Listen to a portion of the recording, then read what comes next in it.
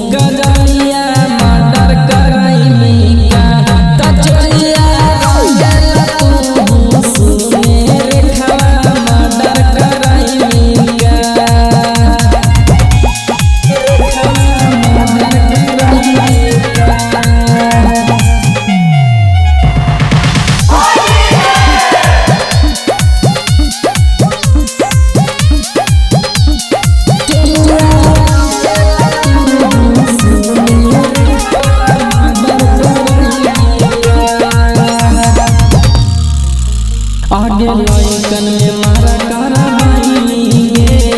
होलियों में मुंडा गड़बड़ाई गे ये पूजवा आगे लइकन में मारा कराबाई गे होलियों में मुंडा गड़बड़ाई गे आगे घोड़िया रे सुन तिरिया बोली चलवाई मीका आगे घोड़िया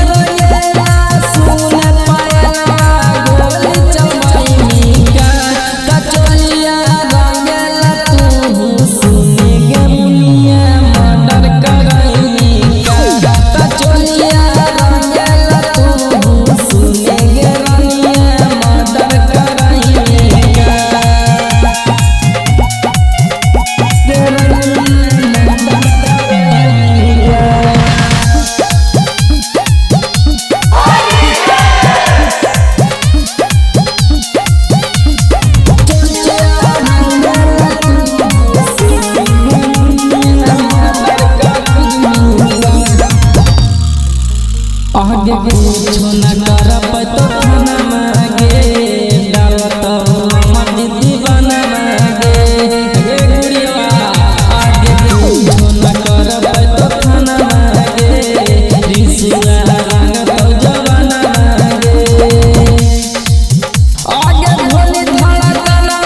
सुने मुस्काना शिक्षारा भिड़ाई तौना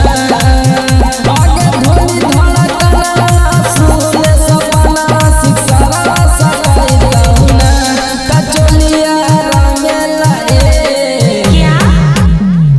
गोली चलवाई मीका चोली